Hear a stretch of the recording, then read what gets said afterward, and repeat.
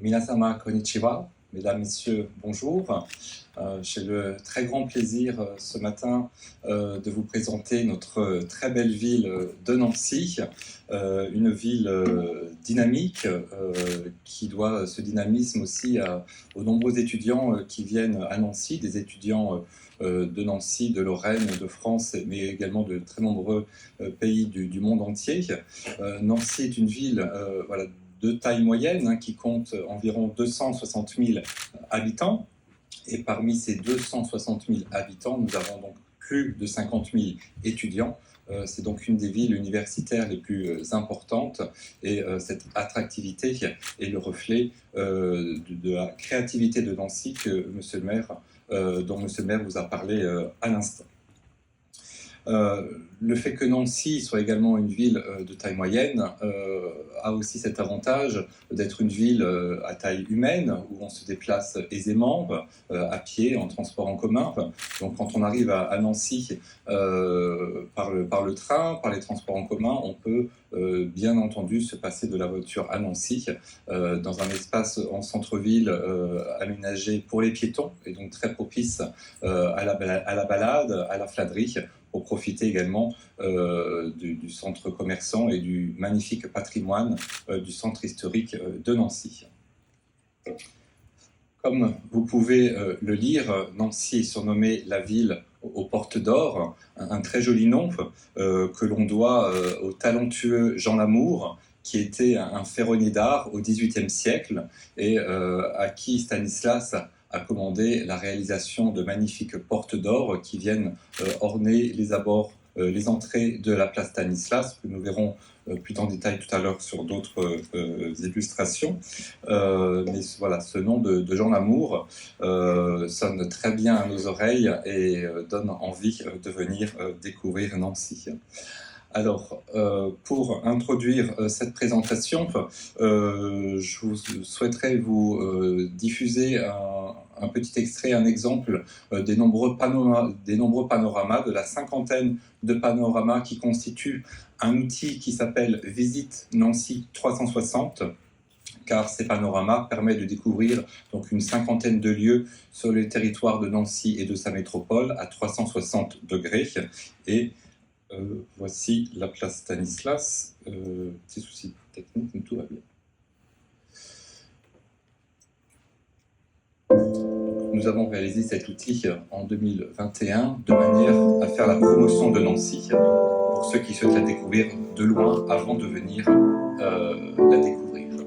Donc une vue sur l'ensemble du XVIIIe siècle, de la place Stanislas jusqu'à la place de la Carrière, qui est le prolongement de la place Stanislas, et qui nous amène vers le reste du centre historique. Vous pouvez voir son côté très vert également, puisque Nancy est une ville au patrimoine naturel important. Voilà, vous aurez à la fin de la présentation un QR code, mais également dans les dossiers qui vous ont été remis, qui vous permettra de découvrir l'ensemble de ces jolis panoramas. Alors Nancy est donc une ville facilement accessible, donc au cœur du Grand Est, au cœur de la Lorraine, entre Paris et Strasbourg, entre la Champagne et l'Alsace, qui sont d'autres destinations qui sont également très connues à l'international. Et Nancy est donc bien située dans ce contexte, on va dire, dans cet environnement touristique régional, avec donc une facilité d'accès à la fois depuis Paris, puisque grâce au TGV, nous sommes accessibles depuis la gare de l'Est de Paris en 90 minutes, et vous arrivez directement dans le centre-ville de Nancy, avec un certain nombre d'hôtels aux alentours, mais vous êtes à 10 minutes à pied de la célèbre place Stanislas. Donc je me permets de le répéter, mais c'est une ville qui est très accessible, et quand on arrive au centre-ville, on peut se déplacer aisément en transport en commun, mais également à pied. Et donc, en dehors de Paris, nous pouvons rejoindre également les grands aéroports internationaux, que ce soit Charles de Gaulle, qui est relié à la Lorraine par une autre ligne TGV.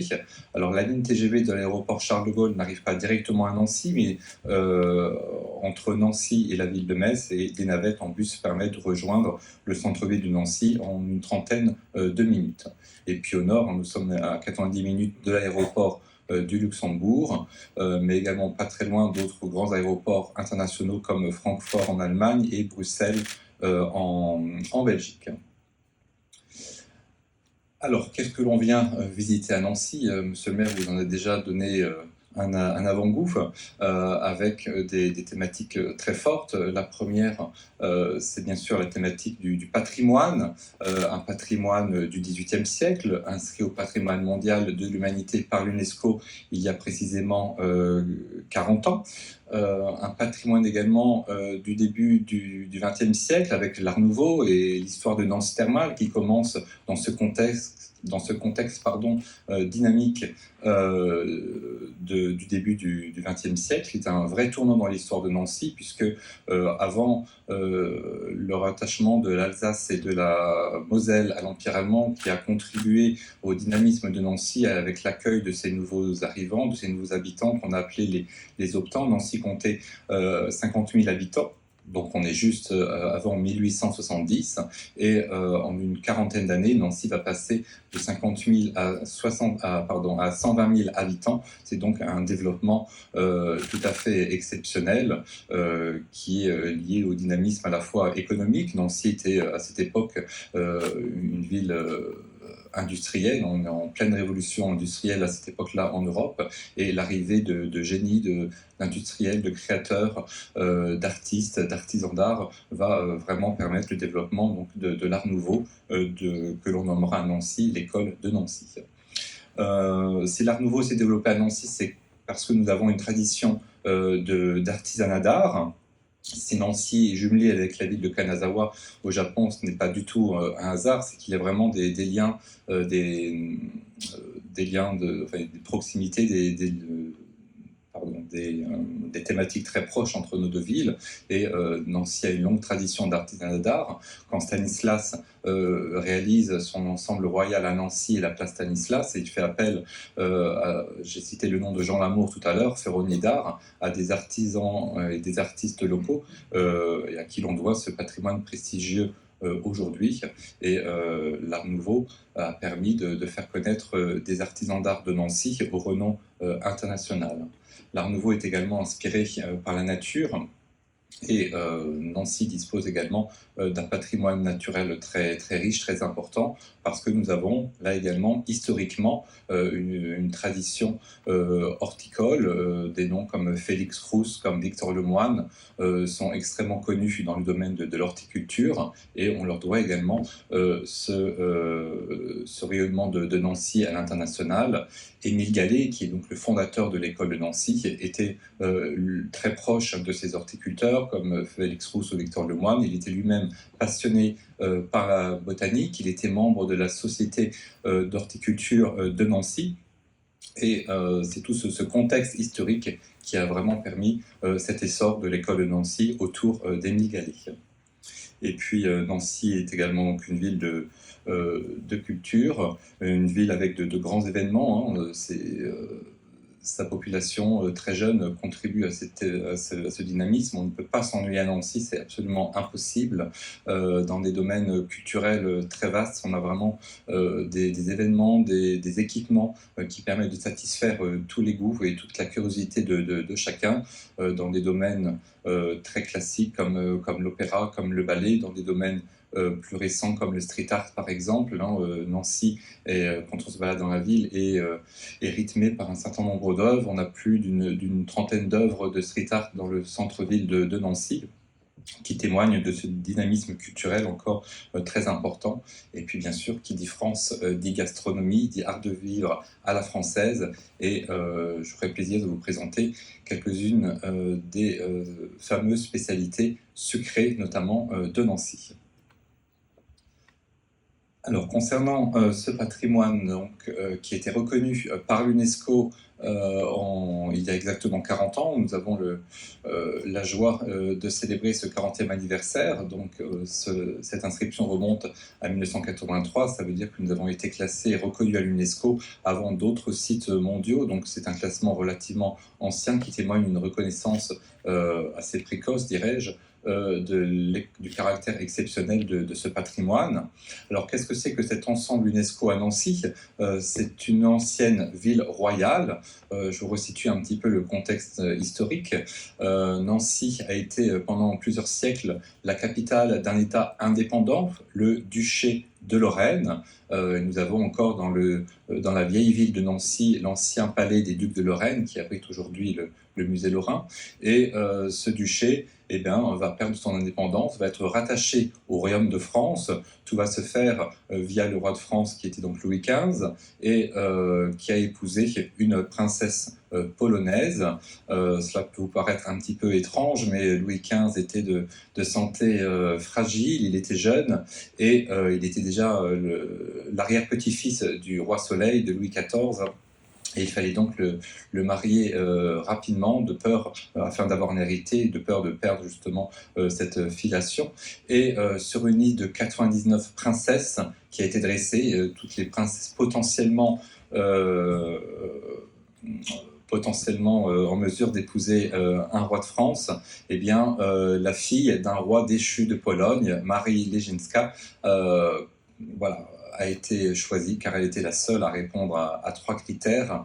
Elle était de sang royal, elle était catholique et ni trop vieille ni trop jeune pour pouvoir donner un héritier rapidement à la couronne. Et donc le destin de ce roi déchu qui avait dû quitter sa Pologne dont il avait été chassé va complètement basculer et à l'âge de 60 ans, Stanislas va être installé par Louis XV à Nancy, dans l'ancienne capitale donc, du duché de Lorraine, et il est chargé de préparer le rattachement de l'ancien duché au royaume de France.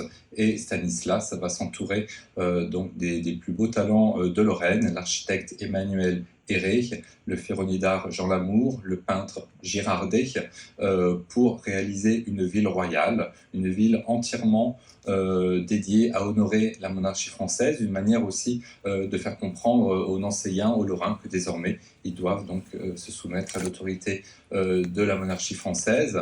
Et c'est un ensemble de 3 places qui va venir s'inscrire au cœur de la ville, puisque jusqu'alors, Nancy avait une particularité d'être constituée de 2 villes. Une ville vieille qui a été créée au Moyen-Âge, au XIe siècle, et qui a été agrandie par une deuxième ville qui était séparée du cœur, du premier noyau de la ville. Donc c'est une ville neuve qui est créée au XVIe siècle, qui là encore témoigne du caractère novateur de Nancy, puisque cette ville nouvelle fortifiée correspondait aux nouvelles avancées techniques des fortifications.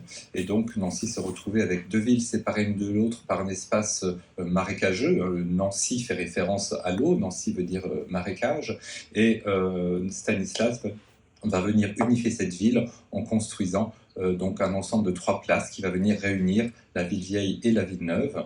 Et la place royale était la place principale de cet ensemble. C'est donc la place Stanislas, anciennement place royale, puisqu'elle abritait en son cœur à l'origine la statue du roi Louis XV, et la Révolution française étant passée par là, cette statue a disparu, et en 1831, elle sera remplacée par la statue de Stanislas, que l'on peut voir aujourd'hui sur cette première photo en haut à gauche, et donc qui rend hommage à son bâtisseur, à Stanislas le bienfaisant, puisque l'on doit à Stanislas également tout un ensemble d'actions de bienfaisance. Et Stanislas a été très préoccupé par le bien-être des Lorrains et s'est engagé dans le domaine de la santé, de la justice, de l'éducation, des sciences, des arts. Et Stanislas était vraiment un homme des Lumières, comme on disait en Europe. Le XVIIIe siècle en Europe était le siècle des Lumières, avec un grand nombre d'avancées sociales. Alors justement, dans le cadre des 40 ans de cette inscription au patrimoine mondial de l'UNESCO, le musée des Beaux-Arts de Nancy, qui est situé sur la place Stanislas, accueillera à partir de demain une très belle exposition qui valorisera le développement des arts et des sciences au XVIIIe siècle à Nancy.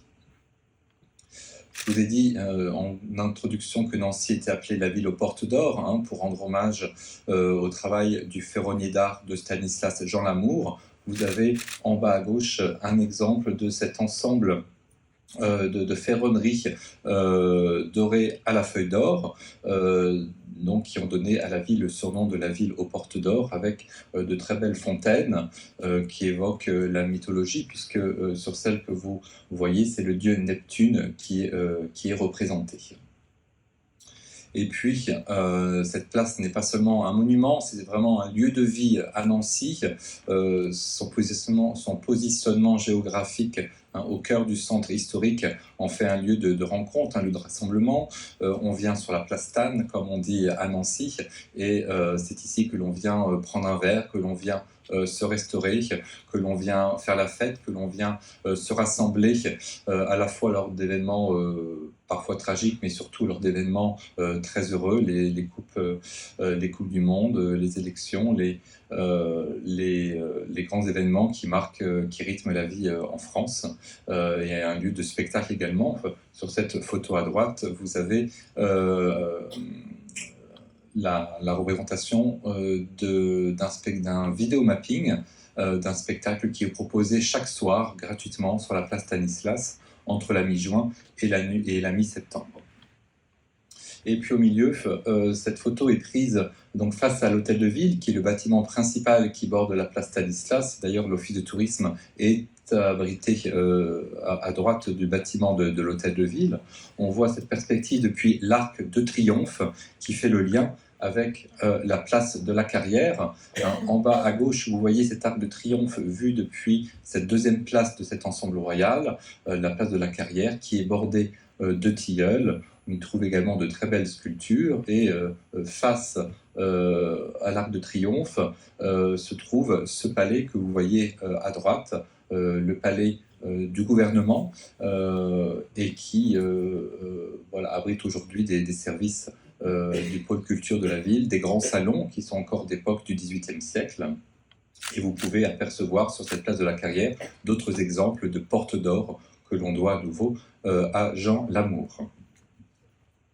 Et puis la dernière place de cet ensemble se nomme la place d'Alliance. Stanislas, qui avait bâti une belle place pour son gendre Louis XV, avait dans ses projets l'idée d'honorer son saint patron. Il était très croyant et cette place devait s'appeler la place Saint-Stanislas. Et finalement, un événement politique est venu un petit peu changer ses plans. Un traité d'alliance a été signé entre la France et la grande famille des Habsbourg, et c'était symboliquement important pour la Lorraine, puisque la famille de Habsbourg est devenue la famille de Habsbourg-Lorraine, puisque quand Stanislas arrive en Lorraine, il y avait donc un duc qui le précédait, qui s'appelait François III de Lorraine. François III de Lorraine est parti à Vienne, a épousé une Autrichienne de la famille des Habsbourg, qui deviendra la grande impératrice Marie-Thérèse. Et François-Étienne de Lorraine et Marie-Thérèse d'Autriche auront 16 enfants, dont la fameuse Marie-Antoinette, c'est bien connu au Japon. Nous avons place Stanislas un grand hôtel, le grand hôtel de la Reine, qui rappelle justement le passage de cette ancienne reine de France qui était venue à Nancy se recueillir sur la tombe de ses ancêtres, hein, celle des ducs de Lorraine. Donc cette place d'Alliance a un caractère plus intime. Elle est également bordée par des tilleuls et entourée de bâtiments prestigieux, des anciens hôtels particuliers, donc qui datent tous du XVIIIe siècle.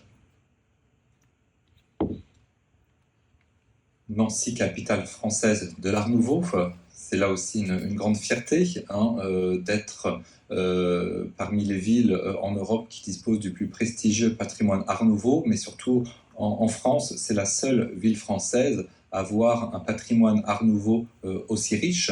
hein, un patrimoine Art Nouveau qui s'appuie à la fois sur une cinquantaine de bâtiments, sur un patrimoine architectural, mais également sur un ensemble de collections qui reflètent le talent d'artisans d'art, donc dans le domaine des arts décoratifs. Donc vous avez ici quelques exemples de bâtiments importants. En haut à gauche, il s'agit de la brasserie L'Excelsior, là aussi une étape incontournable pour un touriste, à Nancy, mais aussi un lieu très prisé des Nancéiens. L'Excelsior, donc est une brasserie typique à la française. Donc là aussi, pour un touriste japonais, c'est aussi une expérience d'être servi et de manger dans une brasserie à la française. Et puis, on bénéficie d'un cadre prestigieux, d'un cadre Art Nouveau.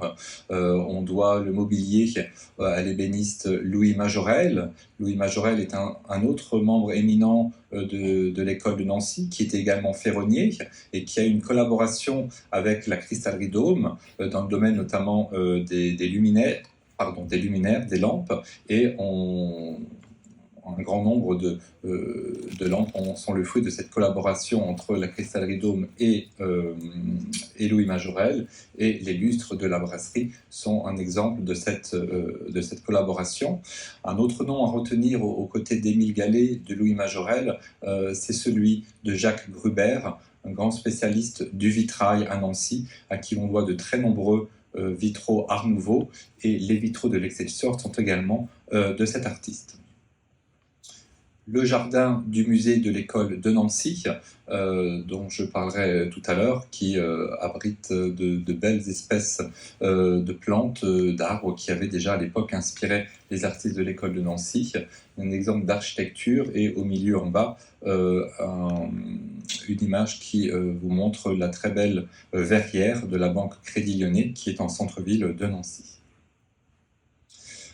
Alors, je vous disais que Nancy s'inscrivait dans un mouvement européen, l'Art Nouveau, et elle fait partie justement de ce réseau Art Nouveau Network, de ce réseau européen, qui est un réseau d'échange qui contribue à la recherche scientifique sur ce patrimoine Art Nouveau en Europe, qui permet également des échanges entre ces villes et qui valorise également ce patrimoine. Et Nancy, voilà, qui est cette ville de taille moyenne dans l'est de la France, eh bien, est au même rang de capitales européennes telles que Bruxelles, telles que Vienne, telles que Barcelone, telles que Prague, et Paris bien évidemment. Et on peut donc imaginer un circuit en Europe pour des touristes japonais qui sont férus d'Art Nouveau, et voilà, axer une thématique de voyage. Je vous ai situé ici les villes les plus proches de Nancy, hein. On en trouve donc en Belgique avec Mons, Bruxelles, Liège, également en Allemagne avec Wiesbaden, Badenheim, Vienne, La Chaux-de-Fonds en Suisse, un tout petit peu plus loin quand même Barcelone, mais on en trouve également Glasgow en Grande-Bretagne, dans les États baltes, à Riga par exemple, en Scandinavie. Donc c'est un réseau européen qui permet de valoriser ce patrimoine Art Nouveau et qui est également donc propice à un séjour thématique en Europe.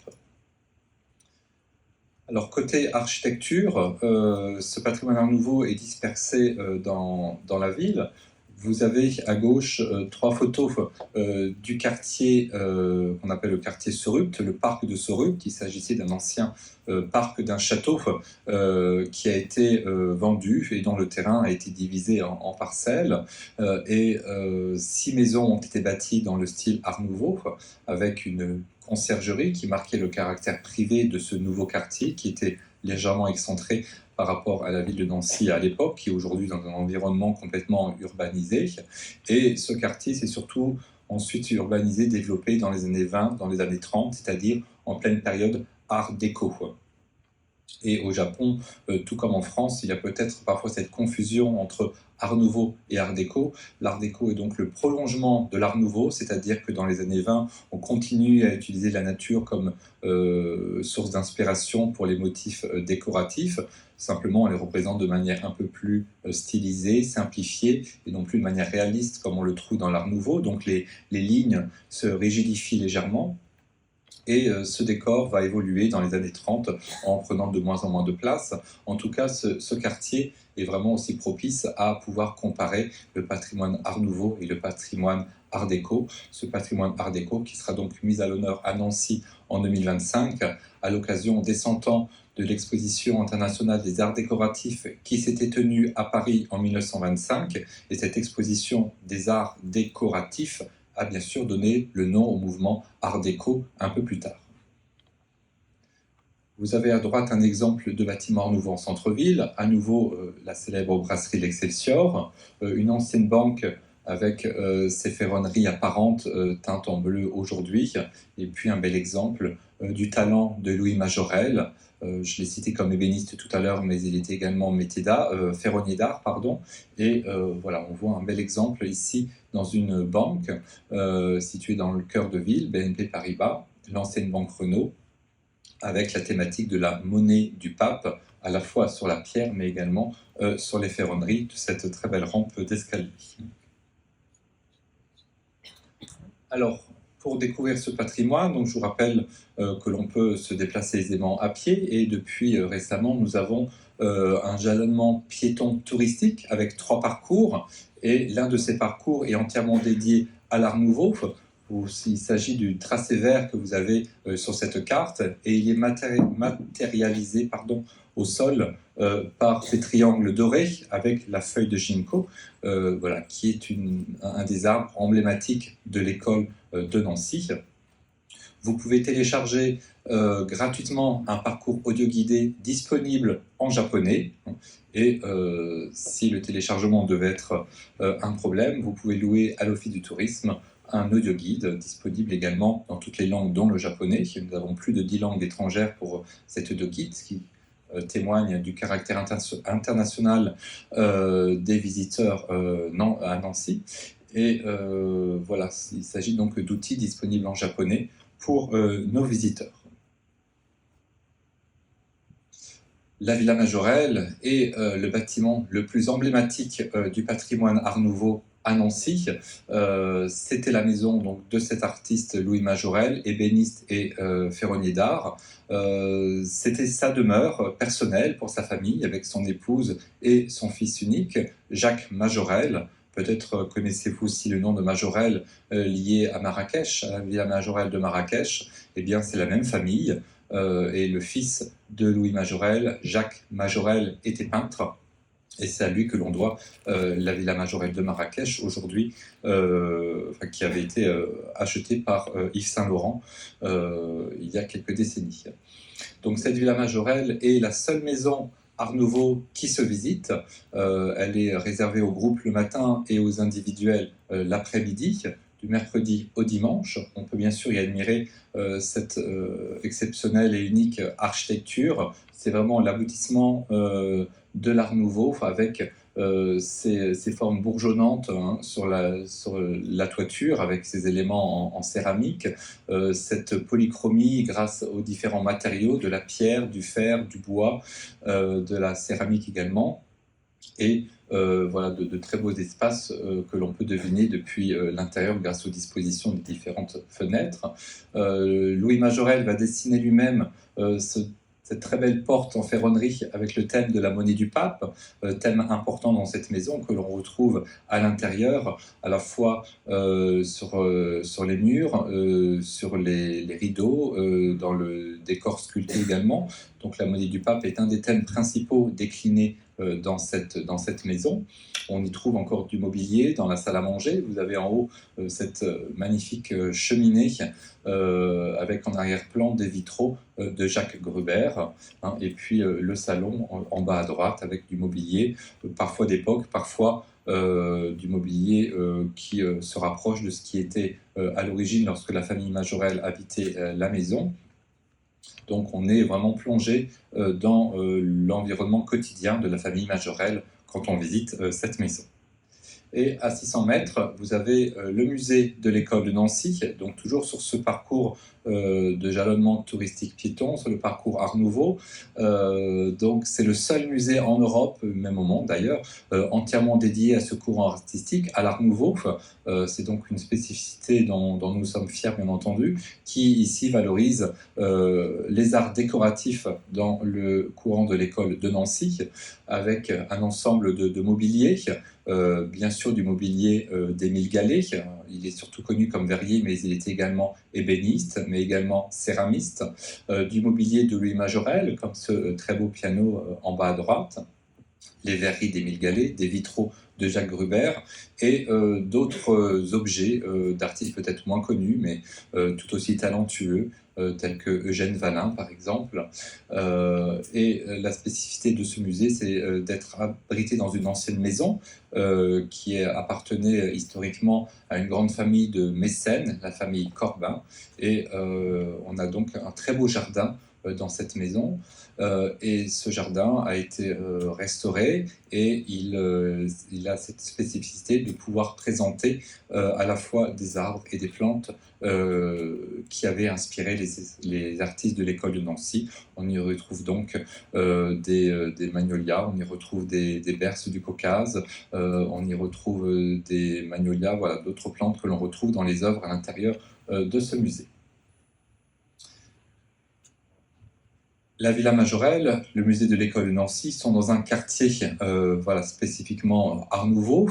On trouve d'autres demeures Art Nouveau. Vous avez à gauche un exemple de maisons dans la rue Félix Faure, des maisons peintes au décor de plantes toujours. Hein. On est vraiment typiquement dans ces constructions Art Nouveau.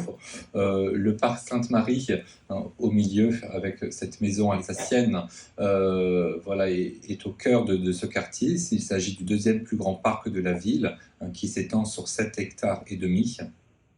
Et au bord de ce parc, eh bien, nous avons ce superbe établissement Nancy Thermal.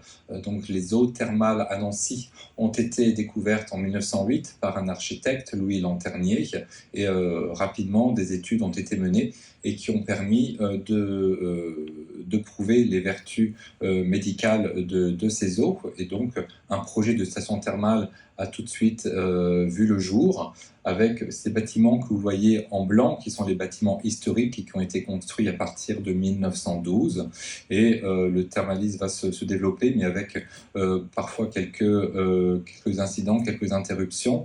Et donc finalement, ces bains thermaux sont devenus piscines municipales et plus récemment, on s'est à nouveau réintéressé à ces eaux thermales, on a refait des recherches, des analyses et les vertus médicales ont à nouveau été reconnues et le renouveau de Nancy Thermal a été acté et nous avons fait appel à l'architecte Anne Démian qui a restauré les bâtiments historiques, donc en blanc, et les parties noires que vous devinez peut-être qui sont ces bâtiments nouveaux, puisque ce centre thermal aujourd'hui propose de nombreux services. Il est divisé en 3 espaces. Un espace dédié à la nage, au sport, aux jeux aquatiques pour les familles, pour les enfants. Donc ça c'est un premier espace. Un espace bien sûr dédié aux cures et puis un espace de spa, un espace de détente avec différentes formules qui sont proposées de 2 heures, de 3 heures, des services de massage par exemple. Et on peut donc profiter d'un des bassins, d'un des bassins historiques, celui que vous voyez à droite avec ces très belles céramiques de style Art Nouveau, voilà, qui forment cette mosaïque. Et la partie spa donc, se déploie également à l'extérieur avec cette vue sur le parc Sainte-Marie.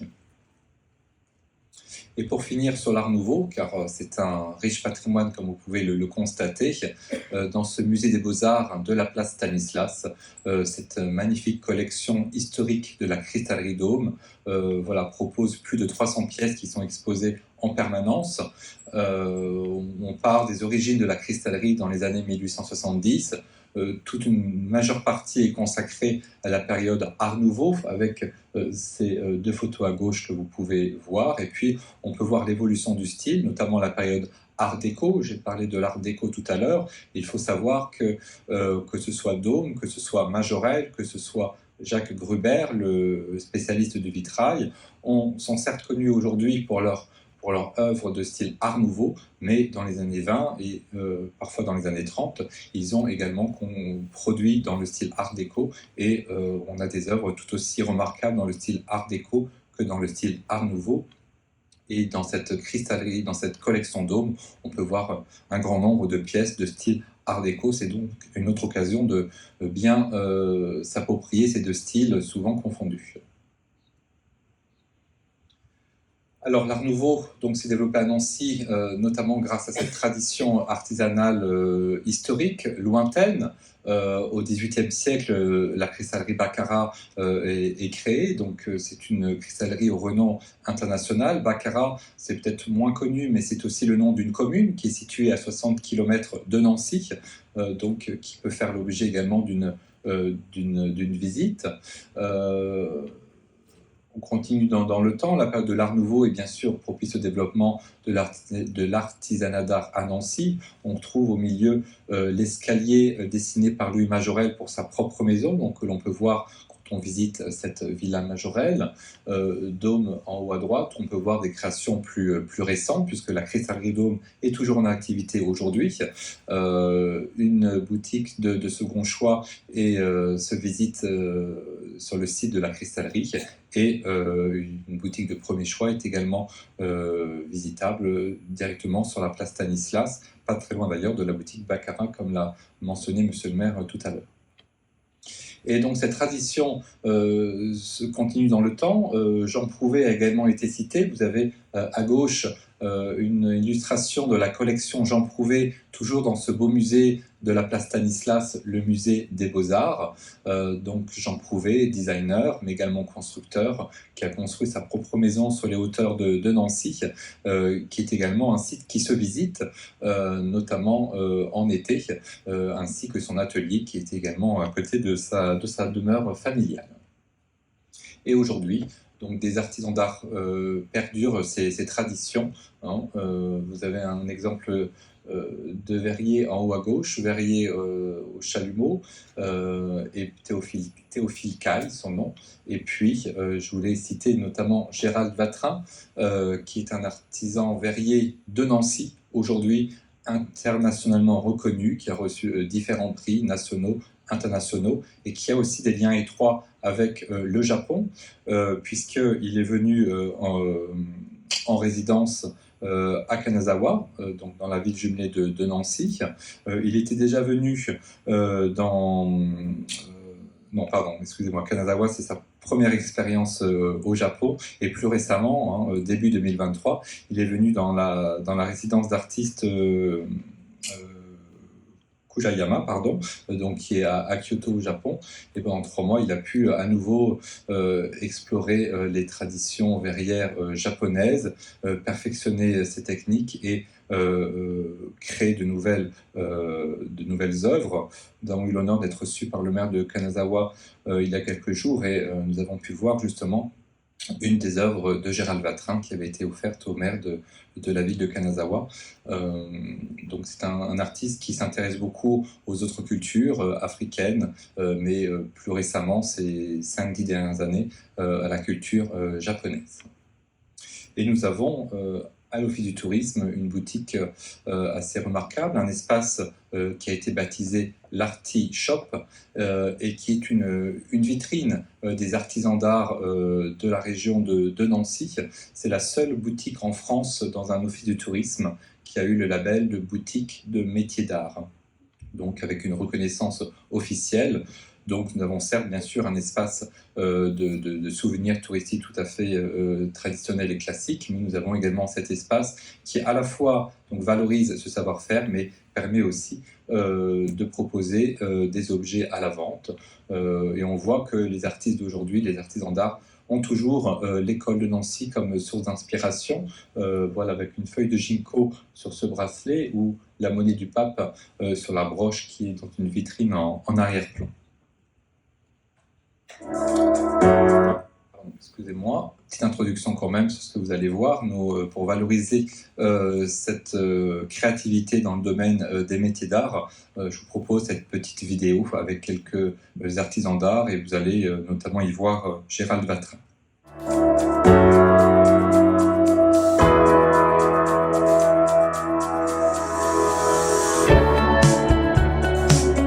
sommes sur la place Stanislas, au musée des Beaux-Arts.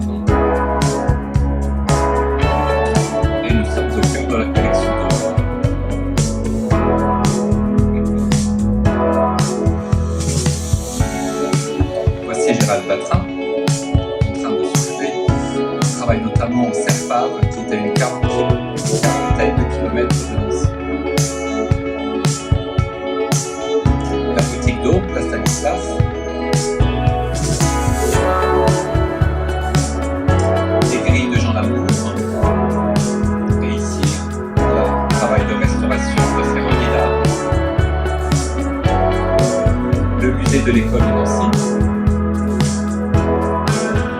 les verreries d'Émile Gallet.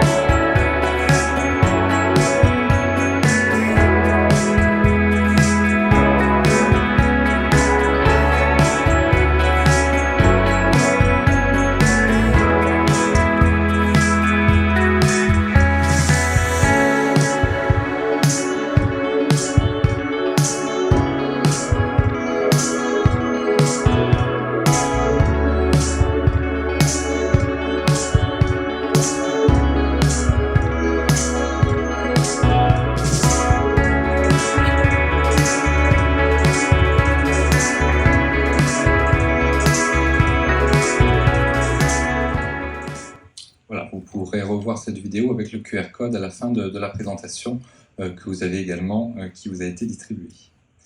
Alors l'Art Nouveau s'inspire de la tradition des métiers d'art, mais également du talent d'horticulteur, de botaniste, et nous avons un patrimoine naturel très présent dans la ville et dans tout le territoire de la métropole du Grand Nancy. Nancy est également entouré de forêts. Nous sommes donc dans un environnement naturel tout à fait riche.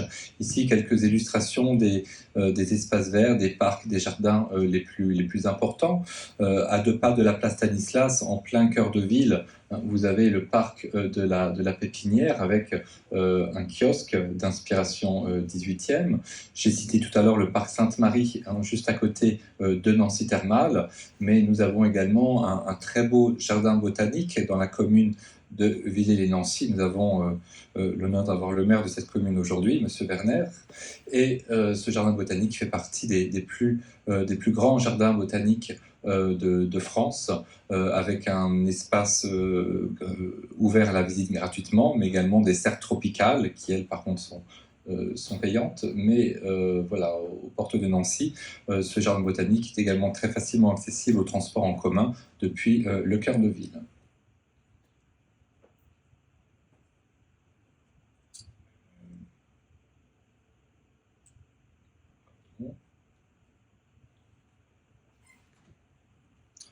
Voilà, un petit peu de comment. Oui, excusez-moi. Donc, Nancy Passant Sucré, donc, avec quelques spécialités les plus connues, la bergamote, le macaron et le vin, le baba au rhum, aujourd'hui au rhum et historiquement avec ce vin blanc de Hongrie, le Tokai. Donc, nous avons ramené quelques bergamotes et donc vous pourrez découvrir justement ce bonbon.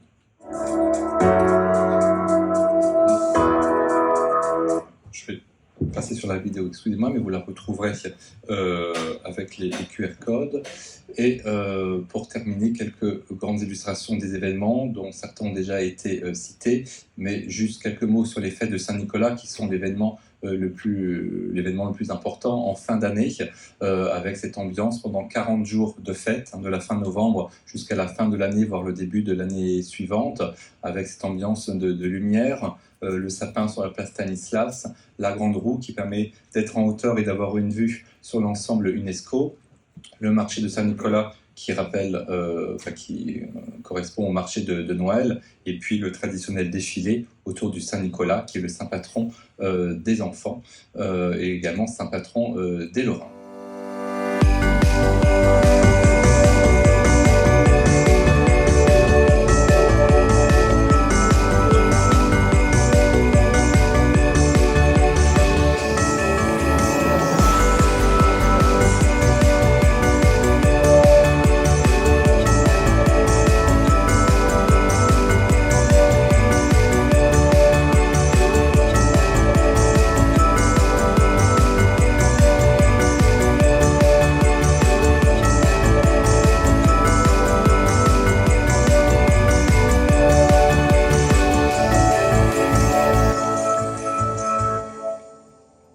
Voilà, c'est le teaser des fêtes de Saint-Nicolas 2023, donc qui vont débuter dans quelques jours maintenant.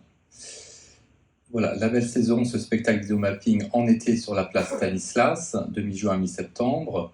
Le jardin éphémère qui a lieu actuellement, et comme tous les ans au mois d'octobre, la place Stanislas est transformée en jardin, qui reflète le savoir-faire d'aujourd'hui du service des parcs et jardins de la ville de Nancy. le Festival Nancy Jazz Pulsation évoqué également, dont on a fêté cette année la 50e édition, et puis des équipements prestigieux, l'Opéra National de Lorraine sur la place Stanislas, et ce ballet que vous avez peut-être découvert au Japon, puisque la compagnie du Ballet de Lorraine est en tournée, propose des spectacles dans le monde entier lors de ses tournées. Voilà. Et puis cette ambiance d'art de vivre à la française avec ses nombreuses terrasses, que ce soit sur la place Stanislas en vieille ville, et ces guinguettes qui sont proposées l'été dans différents lieux de la ville, avec cette ambiance des guinguettes qui sont développées en France à la fin du 19e siècle, où on venait manger mais également danser. Voilà, l'offre d'hébergement qui est assez éclectique et riche à Nancy, et quelques portraits. Voilà, si vous souhaitez dans vos médias présenter différentes personnalités qui ont été évoquées lors de la présentation, ce sera bien sûr possible. Et voilà, nous terminons avec, pour vous rappeler que nous avons donc des outils en japonais, que ce soit le site internet, les audio-guides, le petit train qui propose également des circuits dans le centre historique avec des commentaires en japonais. Et si besoin, nous avons également 2 guides japonaises, donc natives du Japon, qui connaissent très bien Nancy et peuvent la faire découvrir aux visiteurs. Voilà, merci de votre attention. Désolé d'avoir un petit peu dépassé le temps qui m'était imparti. Merci à vous.